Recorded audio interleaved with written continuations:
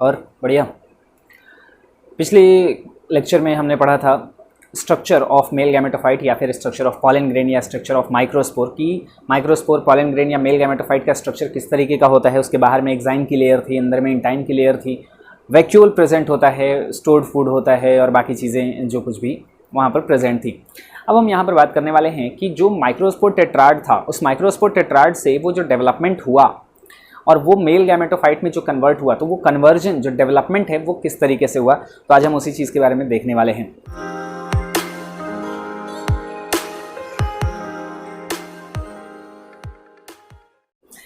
Topic हम देंगे development of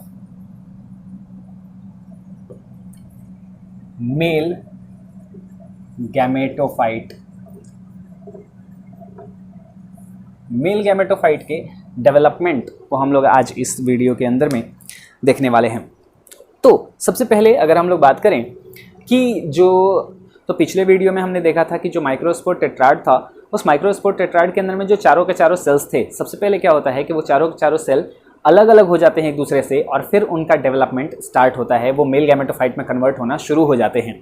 तो इसी के बारे में हम यहाँ पर आज बात करेंगे। सबसे पहले वो जो एक सेल होगा वो कुछ इस तरीके का होता है और उसके चारों तरफ में इस तरीके से एक्साइन की लेयर प्रेजेंट हो सकती है। ये जो एक्साइन की हार्ड लेयर है इसका फॉर्मेशन, इसका फॉर्मेशन है वो खुद यही सेल, ये जो माइक्रोस्पोर होते हैं यही इसका फॉर्मेशन करते हैं। तो ये बाहर में एक्साइन की लेयर है और अंदर में एक ही सिंपल सा एक न्यूक्लियस होता है यहाँ पर, और कोई भी न्यूक्लियस नहीं होगा। अब यहाँ पर इस तरीके का स्ट्रक्चर हमने देखा था कि एक न्यूक्लियस होता है और वो सारी चीज़ें होती हैं। अब ये कैसे डेवलप होकर मैच्योर मेल गैमेटोफाइट में कन्वर्ट होगा, हम उसकी बात कर रहे हैं। इसके बाद इसके अंदर में सबसे पहले क्या होता है कि ये जो न्यूक्लियस है वो डिवाइड हो जाता है, कैरियोकाइनेसिस होगा और न्यूक्लियस यहाँ पर डिवाइड हो जाएगा। तो सबसे पहले यहाँ हम देखेंगे कि एक बड़ा न्यूक्लियस बनता है और एक छोटा न्यूक्लियस। यहाँ पर अनइक्वल डिवीज़न होता है, याद रखिएगा। यहाँ पर नॉर्मली यूजुअली क्या होता है कि जब सेल डिवीज़न होगा तो वहाँ पर सेल डिवीज़न जो होता है वो इक्वल डिवीज़न होता है, बिल्कुल। लेकिन यहाँ पर अनइक्वल डिवीज़न होगा, मतलब एक बड़ा न्यूक्लियस बनेगा और एक छोटा न्यूक्लियस बनेगा। हालांकि क्रोमोसोम जो हैं वो इक्वली डिस्ट्रीब्यूट होंगे यहाँ पर, ठीक है। तो यहाँ पर क्रोमोसोम जो है वो बराबर डिस्ट्रीब्यूट होंगे, लेकिन जो न्यूक्लियस का साइज़ है वो अनइक्वल होगा, एक बड़ा होगा और एक छोटा होगा। बड़े वाले न्यूक्लियस को हम कहते हैं वेजिटेटिव न्यूक्लियस और छोटे वाले को कहते हैं जेनरेटिव न्यूक्लियस। जो छोटा न्यूक्लियस होगा वो जेनरेटिव न्यूक्लियस है और जो बड़ा न्यूक्लियस है वो वेजिटेटिव न्यूक्लियस कहा जाता है। बाद में इसी के अंदर हो जाता है साइटोकाइनेसिस और साइटोकाइनेसिस होने के बाद एक बड़ा न्यूक्लियस ये और एक ये छोटा न्यूक्लियस। अभी सिर्फ न्यूक्लियस का डिवीज़न हुआ था, बाद में चूँकि इसके पास छोटा न्यूक्लियस है तो साइटोप्लाज्म का जब डिवीज़न होता है, जब साइटोकाइनेसिस होगा, जब साइटोप्लाज्म का डिवीज़न होगा तो ये भी अनइक्वल होता है। बड़े वाले न्यूक्लियस के पास बड़ा साइटोप्लाज्म का पोर्शन जाता है, छोटे वाले न्यूक्लियस के पास छोटा साइटोप्लाज्म का पोर्शन जाता है। बाहर में इसी तरीके से एक्साइन की लेयर बनी हुई होती है और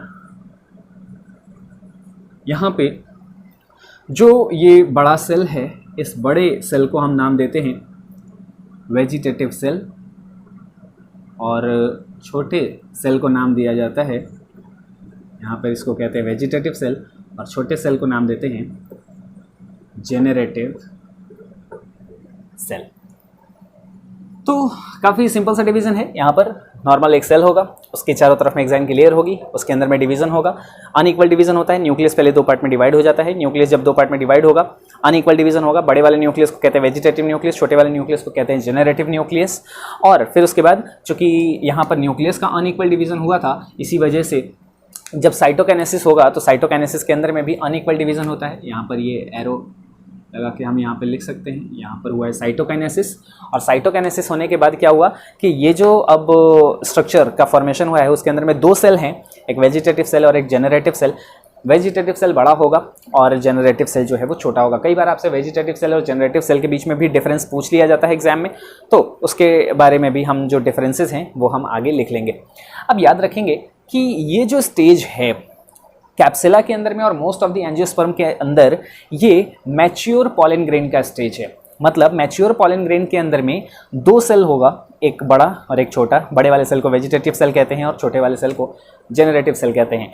अब ये तैयार है डेhiscence होने के लिए। अब ये क्या होगा कि एंथर डिस्पर्सन होगा, डेhiscence होगा एंथर का, और उसके बाद सारे के सारे पॉलन ग्रेन जो हैं वो इसी स्टेज में, इसी अवस्था में क्या होंगे कि बिखर जाएंगे और यही जाकर अब स्टिग्मा के ऊपर में लैंड कर जाएगा। ठीक है, तो यहाँ पर हम अभी फिलहाल हम मेल गैमेट के प्रॉपर पूरे डेवलपमेंट की बात कर रहे हैं। आगे जब हम फीमेल गैमेट के बारे में और फीमेल स्ट्रक्चर के बारे में जब हम बात करेंगे तो आगे देखेंगे कि किस तरीके से यहाँ पर फीमेल स्ट्रक्चर का भी फॉर्मेशन होता है। अब इसके बाद यहाँ पर ये जो स्ट्रक्चर है इसके अंदर अब होता ये है कि ये स्ट्रक्चर अब जाकर स्टिग्मा के ऊपर में लैंड करेगा। अगर आप थोड़ा सा ध्यान दें, स्टिग्मा इस तरीके का, ये स्टिग्मा वाला पोर्शन है। यहाँ पर ये पॉलन ग्रेन आया और यहाँ कुछ इस तरीके का स्ट्रक्चर होता है पॉलन ग्रेन का। अब होता क्या है कि ये स्टिग्मा के ऊपर में लैंड किए हुए है। आपको बताया था अब कि यहाँ पर जब ये स्टिग्मा के ऊपर में लैंड करता है तो ये यहाँ से स्टिग्मा के सरफेस से न्यूट्रिशन एब्जॉर्ब करता है, पहली बात।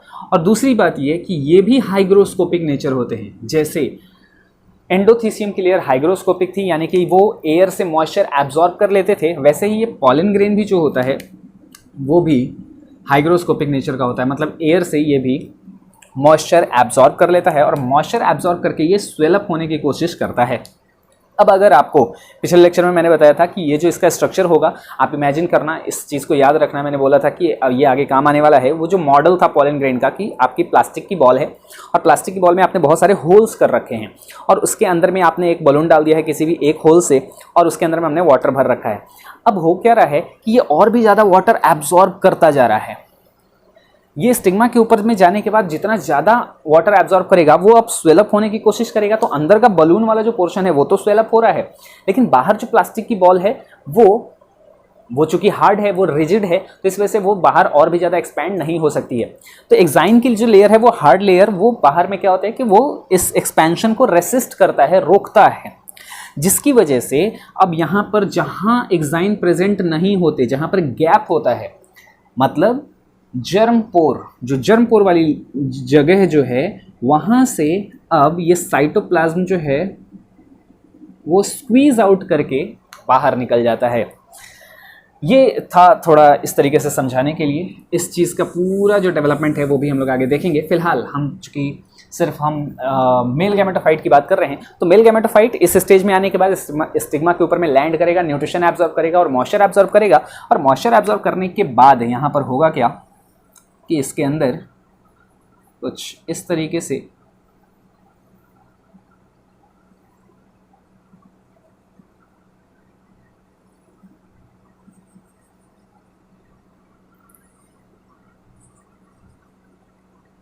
ये जो एक पोर था, जर्म पोर जिसे हम कह रहे थे, तो जर्म पोर के थ्रू क्या हुआ कि यहाँ पे इंटाइन वाली जो लेयर थी वो धीरे धीरे एक्सपैंड होता जा रहा था और जिसकी वजह से इंटाइन की लेयर जो है, मतलब ये जो अंदर वाली लेयर थी, इसके बाहर के ऊपर में प्रेशर पड़ा, लेकिन प्रेशर पड़ने की वजह से ये बाहर जा नहीं पा रहा था और अंदर में वाटर कंटेंट जो है वो मॉइस्चर एब्जॉर्ब किए जा रहा था, जिसकी वजह से अब ये एक्सपैंड होने लगा और जहाँ से उसको एक जगह मिल जाती है तो उसी जगह से ये क्या होता है कि स्क्वीज आउट करके बाहर निकल जाता है। ये इंटाइन की लेयर है और इसी को हम कहते हैं पॉलन ट्यूब। यह पॉलन ट्यूब कहाँ बनेगा, इसका क्या फंक्शन होगा, आगे कैसे इसकी ग्रोथ होती है, न्यूट्रिशन कहाँ से मिलता है, वो सारी चीज़ें हम आगे बात करेंगे। फिलहाल यहाँ पर इसके आगे, अब चूँकि यहाँ पर अगर आप ध्यान दें तो साइटोकाइनेसिस यहाँ पर हुआ था, ठीक है। इस स्टेज में यहाँ पर जब ये डिस्पर्स हो जाते हैं, जब ये बिखर जाते हैं, डेhiscence ऑफ एंथर जब हो जाता है, तो पॉलन ग्रेन जो है वो इसी स्टेज के अंदर में जाकर स्टिग्मा के ऊपर में लैंड कर रहे थे। तो इसके अंदर में दो सेल था और ये जो दोनों सेल हैं, वेजिटेटिव और जेनरेटिव सेल, वेजिटेटिव सेल बड़ा है, जनरेटिव सेल छोटा है। भले ही ये दोनों अलग अलग सेल हैं, लेकिन ये जो डिवाइड हुए हैं वो सिर्फ एक थिन हम कह सकते हैं साइटोप्लाज्मिक ग्रूव के द्वारा वो बस डिवाइड हुए हैं, थोड़ा सा एक कट लग जाता है वहाँ पर, साइटोकाइनेसिस हो जाती है, बस साइटोप्लाज्म डिवाइड हो जाता है एक पतली सी लाइन से, और जिसकी वजह से उधर का सेल वो अलग सेल हो गया वेजिटेटिव सेल, ये जनरेटिव सेल। एक तरीके से हम ऐसा कह सकते हैं कि जो जनरेटिव सेल है, जो छोटा सेल है, वो दरअसल इस बड़े वाले सेल के साइटोप्लाज्म में ही फ्लोट कर रहा होता है, मतलब एक सेल के अंदर में ही दूसरा सेल जो है वो फ्लोट कर रहा है। तो इस तरीके का स्ट्रक्चर होगा। अब यहाँ पर होता क्या है कि चूंकि इंटाइन वाली लेयर चूंकि अब बाहर निकल जाती है, तो उसी के साथ साथ जहाँ पर जो ज़्यादा साइटोप्लाज्म होगा, ज़्यादा साइटोप्लाज्म भी किसके पास है, वेजिटेटिव सेल के पास, तो वेजिटेटिव सेल का साइटोप्लाज्म जो है वो इसके अंदर में भर जाता है, और वेजिटेटिव सेल का जो न्यूक्लियस है वो बिल्कुल आगे की तरफ में पहुँच जाता है, ये होगा वेजिटेटिव न्यूक्लियस। और अंदर में यहाँ जो जेनरेटिव सेल का न्यूक्लियस था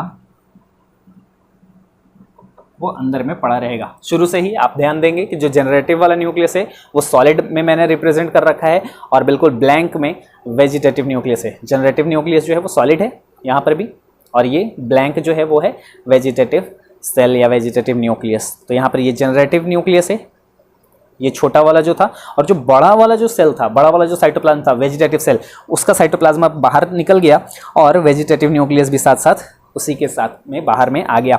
अब ये वेजिटेटिव न्यूक्लियस का ही काम होता है कि ये क्या करता है कि गाइड करता है पॉलन ट्यूब की ग्रोथ को, पॉलन ट्यूब की ग्रोथ कैसे होनी है, और उसको न्यूट्रिशन वगैरह पहुंचाने का काम भी इसी का होता है। इसी वजह से वेजिटेटिव सेल को हम लोग ट्यूब सेल भी कहते हैं, वेजिटेटिव सेल को हम ट्यूब सेल भी कहते हैं। ट्यूब सेल इस वजह से बोला जाता है क्योंकि ये पॉलन ट्यूब का फॉर्मेशन करने वाला होता है, इसी वजह से इसको ट्यूब सेल भी बोला जाता है। आगे जाके ये पॉलन ट्यूब का फॉर्मेशन कर देगा। इंटाइन वाली ही लेयर है जो एक्सपैंड हो गई है, और अंदर में जनरेटिव न्यूक्लियस पड़ा हुआ है। अब होता क्या है, कुछ समय के बाद जो जनरेटिव न्यूक्लियस था वो भी फ्लोट करता हुआ अंदर की तरफ पहुंच जाता है पॉलन ट्यूब में। यहाँ एक बड़ा न्यूक्लियस, ये वेजिटेटिव न्यूक्लियस, और पीछे से यहाँ पर पहुँच जाता है एक छोटा सा जो न्यूक्लियस था जनरेटिव न्यूक्लियस, वो भी यहाँ पहुँच जाता है। और जनरेटिव सेल न्यूक्लियस जब ये यहाँ पहुँचता है तो यहाँ पर अगेन हो जाता है डिवीज़न, एक बार और डिवीज़न होगा, और एक बार और डिवीज़न होने के बाद ये जो स्ट्रक्चर है अब कुछ इस तरीके का लगना शुरू हो जाता है, इस तरीके का दिखाई देना शुरू हो जाता है। यहाँ पर इस तरीके से ये पॉलन ग्रेन, आगे वेजिटेटिव न्यूक्लियस, और पीछे यहाँ दो और न्यूक्लियस बन जाते हैं। अब यहाँ पर जो न्यूक्लियस का डिवीज़न हुआ है वो 2 बार और हो रहा है। यहाँ पर एक न्यूक्लियस था, एक न्यूक्लियस डिवाइड हुआ और 2 न्यूक्लियस में कन्वर्ट हुआ। एक्चुअल में जो सेल डिवीज़न होता है वो न्यूक्लियस का ही डिवीज़न होता है। मियोसिस, माइटोसिस वहाँ पर वो न्यूक्लियस के अंदर में ही हो रहा है, वहाँ पर क्रोमोसोम कैसे हो रहे हैं, प्लॉइडी लेवल कैसे चेंज हो रही है, वो सारी चीज़ें। तो अब आपको ये बताना है कि यहाँ सबसे पहली बात कि इसकी प्लॉइडी लेवल क्या थी, जो ये माइक्रोस्पोर था इसकी प्लॉइडी लेवल क्या थी, यहाँ पर किस टाइप का डिवीज़न हुआ है। फिर यहाँ पर 2 न्यूक्लियस बन गए थे, फिर साइटोकाइनेसिस हुआ, 2 सेल बन गए, यहाँ पर 2 न्यूक्लियस है, 2 न्यूक्लियस है, और फिर यहाँ पर डिवीज़न हुआ है। यहाँ पर अगेन जो डिवीज़न हुआ वो किस टाइप का डिवीज़न हुआ है, आपको ये 3 चीज़ें बतानी है।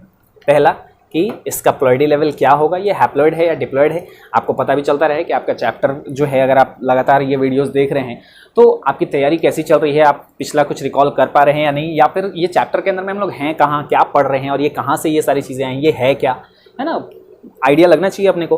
तो ये प्लॉइडी लेवल इसका क्या होगा, इसके अंदर में कौन से टाइप का डिवीज़न हुआ है, और फिर यहाँ से यहाँ पे कौन से टाइप का डिवीज़न हुआ है, आप ये सोच के रखेंगे। हम लोग वीडियो के अंदर में आगे थोड़ी देर में अभी बात करेंगे।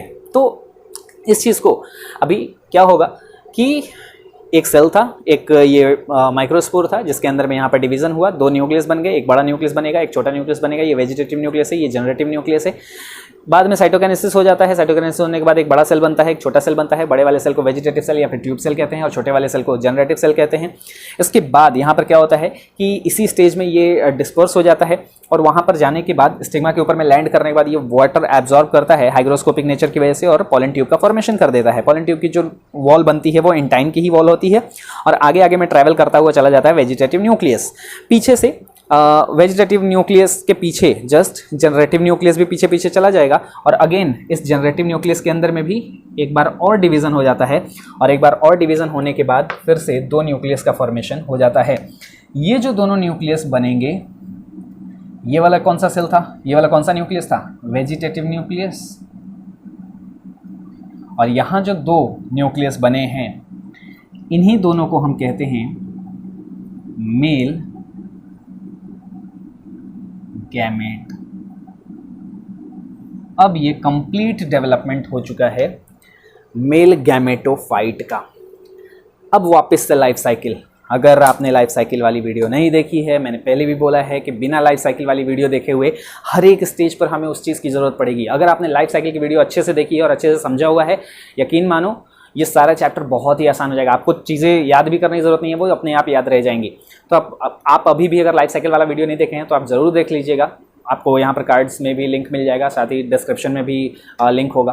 तो आप वो जाकर लाइफ साइकिल वाली वीडियो देखें, आप डाउनलोड करके देखें, 2 बार 3 बार 4 बार करके देखें, उसकी नोट्स बना लें और ज़रूर से वो वीडियो देखें और तभी ये चीज़ें जो हैं वो आपको आसानी समझ में आएंगी। तो क्या हो रहा है, अगर एक बार ज़रा फिर से हम समझ लें तो यहाँ पर सबसे पहले जो हम मानकर चल रहे हैं capsule plant, sporophytic generation, main plant body diploid होती है। उसके अंदर में सबसे पहले जो माइक्रोस्पोरोफिल था, माइक्रोस्पोरोफिल यानी कि उसका एंड्रोसियम वाला पोर्शन, एंड्रोसियम की यूनिट होती है स्टामिन, और उस स्टामिन के अंदर में हमने देखा था कि था एंथर, एंथर बाइलोब था और डाइथिकस स्ट्रक्चर था, टेट्रास्पोरेंजिएट कंडीशन थी, 4 स्पोरेंजिया वहाँ पर प्रेजेंट होते थे। उस स्पोरेंजिया के अंदर में एक सेल होता था जिसको हम लोगों ने नाम दिया था माइक्रोस्पोर मदर सेल। वो माइक्रोस्पोर मदर सेल या फिर उसको मियोसाइट कहते थे, जो कि एक डिप्लॉयड सेल था और उसके अंदर में होता था मियोसिस, और मियोसिस होकर 4 माइक्रोस्पोर का फॉर्मेशन हुआ था। मतलब जो लाइफ साइकिल थी, अगर आप इमेजिन कर पा रहे हो, अगर आपको याद हो, तो ऊपर में हमने लिखा था स्पोरोफाइट, तो स्पोरोफाइट से बना था स्पोर, मतलब माइक्रोस्पोर हमने बना लिया। ठीक है, माइक्रोस्पोर मदर सेल से माइक्रोस्पोर का फॉर्मेशन हो गया था और माइक्रोस्पोर टोटल कितने बनेंगे, 4, जो कि मियोसिस से बन रहे थे। उसी को हम कहते थे माइक्रोस्पोर टेट्राड, जो कि पॉलन ग्रेन में कन्वर्ट हुआ था। इस तरीके का स्ट्रक्चर हर एक माइक्रोस्पोर। तो ऐसे कितने माइक्रोस्पोर बनेंगे, 4। तो ऐसे ऐसे 4 बने और फिर उसके अंदर में यहाँ पर डिवीजन हुआ। तो ये इसकी प्लॉइडी लेवल क्या हो गई, अब आपको समझ में आ रहा होगा। अगर पहले से आपने गेस कर लिया था, बहुत अच्छी बात है, ये हैप्लॉइड होगा। अब यहाँ पर चूंकि ये पहले से ही हैप्लॉइड था, मतलब इसका न्यूक्लियस कैसा था, हैप्लॉइड था। अब इसके अंदर में डिवीजन होगा, ये डिवीजन किस टाइप का होगा, मियोसिस या माइटोसिस, तो ये होगा माइटोसिस।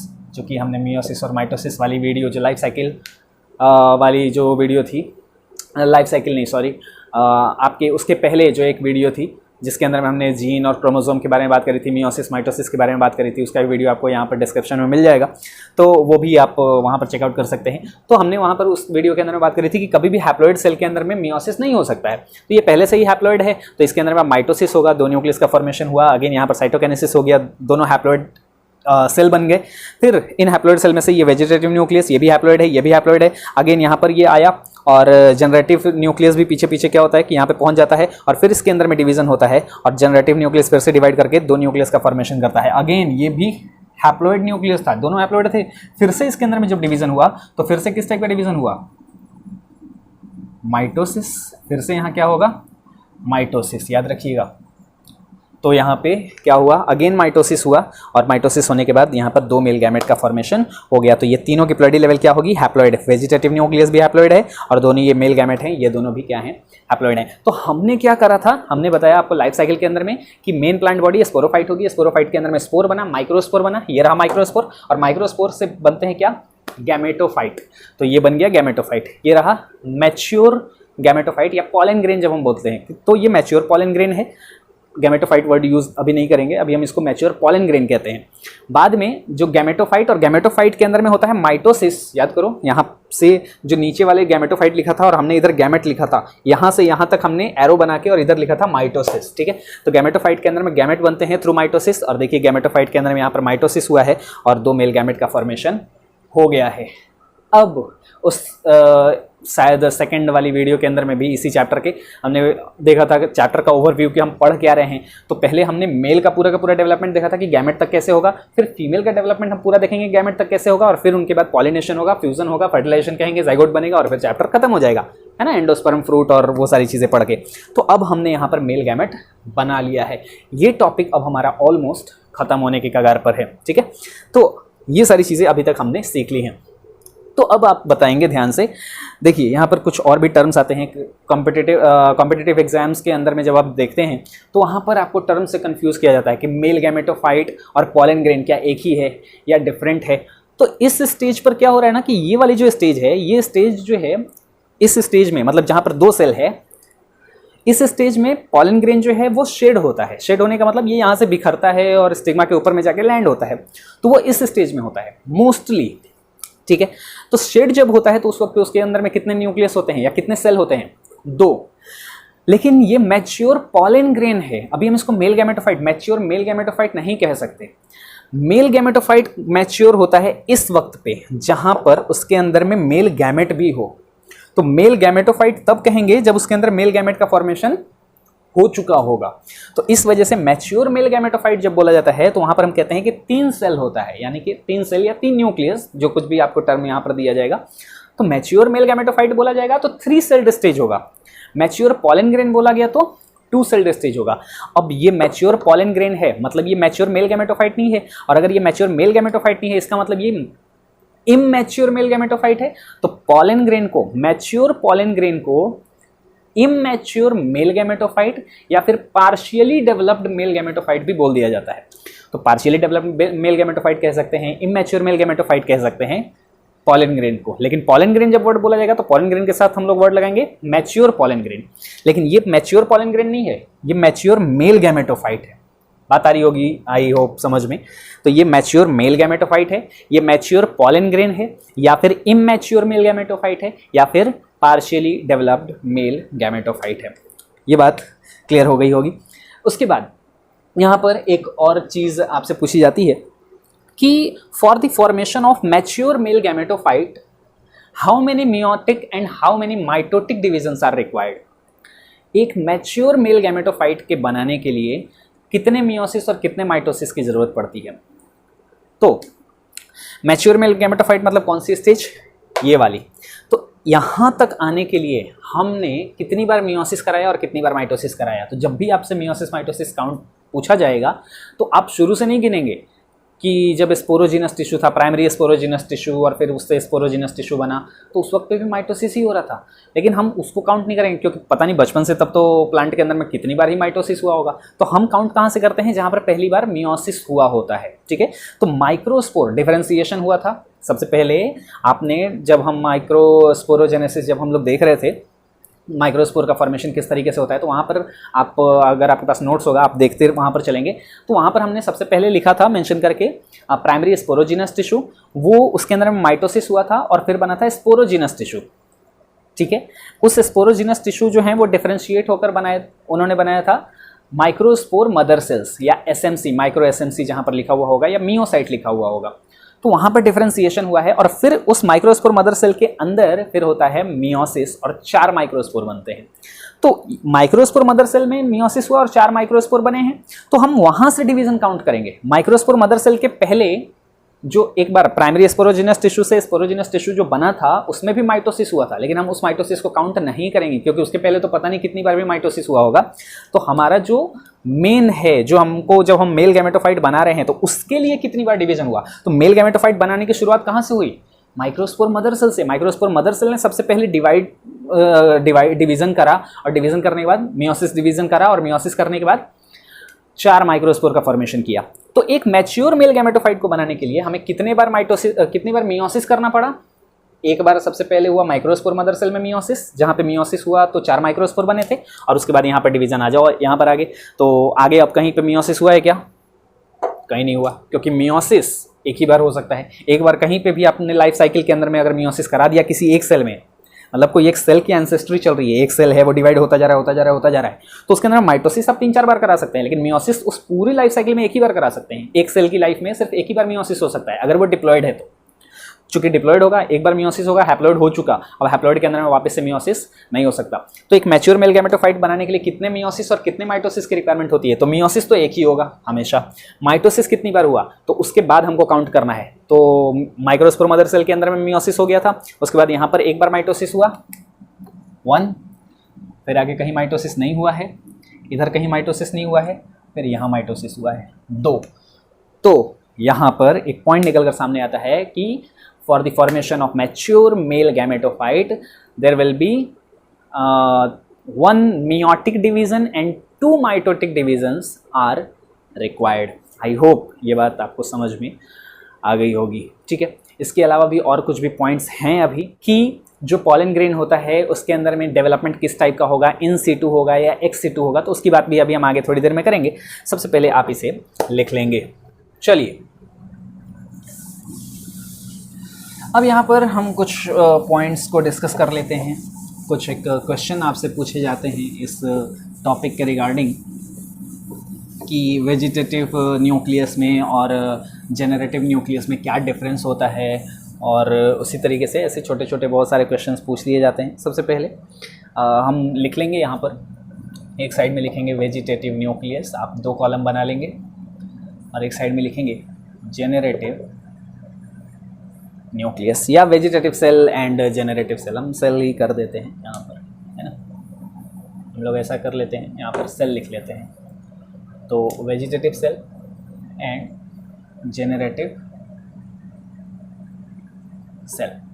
वेजिटेटिव सेल कैसा होगा, बड़ा होगा, तो बिगर इन साइज, ठीक है, पूरा लिखने की जरूरत नहीं है, बिगर। ये कैसा होगा, स्मॉलर।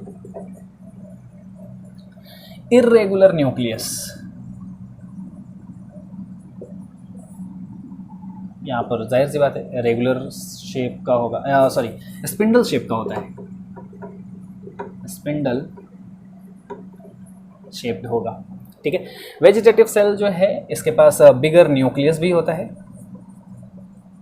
इसके पास स्मॉलर न्यूक्लियस होगा।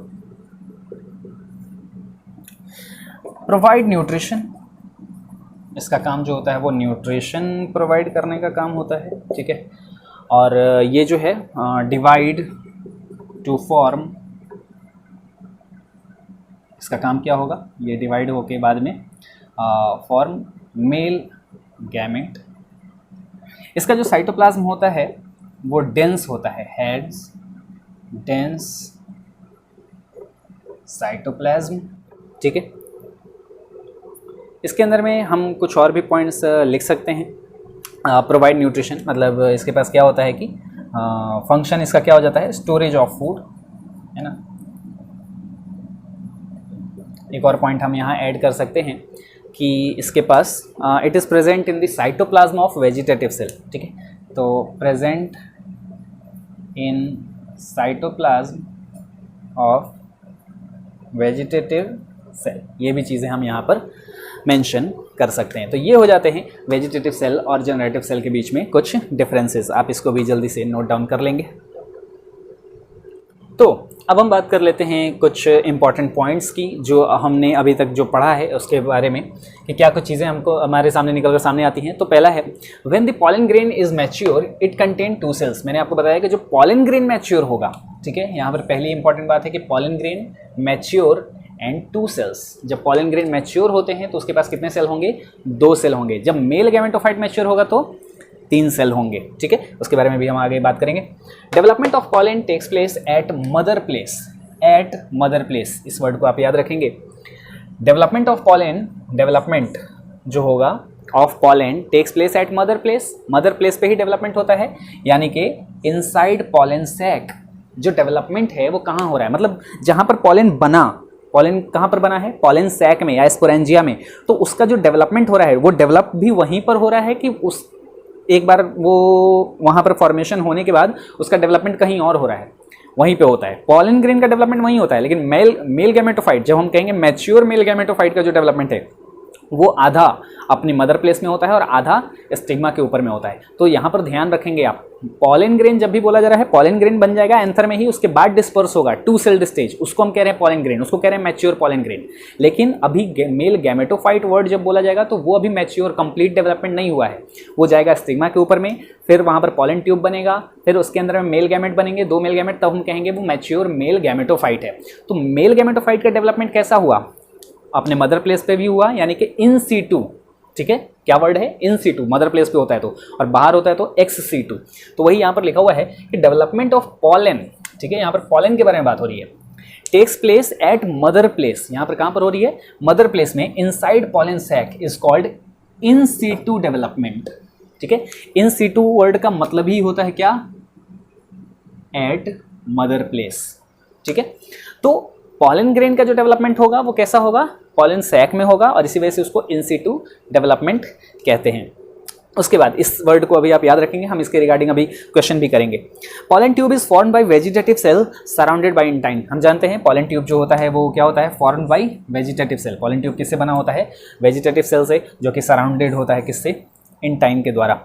अब यहाँ पर वापस से आ जाते हैं, 3 सेल्ड स्टेज, 3 सेल वाली जो स्टेज होगी represents mature male gametophyte of angiosperm. मतलब कि जो 3 सेल्ड स्टेज है वो मैच्योर मेल गैमेटोफाइट को रिप्रेजेंट कर रहा है, पॉलन ग्रेन को नहीं। जबकि 2 sailed stage of pollen grain represents partially developed male gametophyte या फिर मैच्योर पॉलन ग्रेन, ठीक है। 2 सेल्ड स्टेज को हम लोग क्या कहेंगे, उसको हम लोग मैच्योर मेल गैमेटोफाइट नहीं कह सकते, उसको इमैच्योर मेल गैमेटोफाइट कहेंगे या फिर पार्शियली डेवलप्ड मेल गैमेटोफाइट कहेंगे। या फिर वर्ड अगर पॉलन ग्रेन में जब यूज किया जाएगा तो हाँ, पॉलन ग्रेन वो मैच्योर है लेकिन मेल गैमेटोफाइट अभी मैच्योर नहीं है, वो पार्शियली डेवलप्ड या तो है या फिर इमैच्योर है। आई होप बात क्लियर हो गई होगी, ठीक है। आप इसे भी एक बार जल्दी से लिख लेंगे। तो ये था आज का वीडियो। अगली वीडियो में हम डिस्कस करेंगे कुछ एक क्वेश्चंस इस टॉपिक के रिगार्डिंग कि पॉलन ग्रेन कैसे होते हैं, पॉलन ग्रेन की स्टेजेस कौन सी होती हैं, उसके रिगार्डिंग बहुत सारे कुछ अच्छे अच्छे क्वेश्चंस हैं। उसका वीडियो भी शायद आपको आज ही मिल जाएगा, हाँ आज मिल जाएगा आपको वीडियो, तो वो भी आप एक बार देख लेना, आज या कल सुबह में आपको मिल जाएगा। और साथ ही उसके अंदर में हम लोग देखेंगे कुछ क्वेश्चंस और एनसीईआरटी के अंदर में क्या कुछ चीज़ें दी हुई हैं, कुछ एक्स्ट्रा पॉइंट्स, और उन सभी चीज़ों को भी हम लोग डिस्कस करेंगे, ठीक है।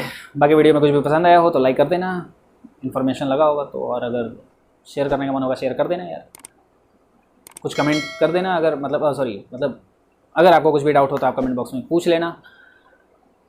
Thank you.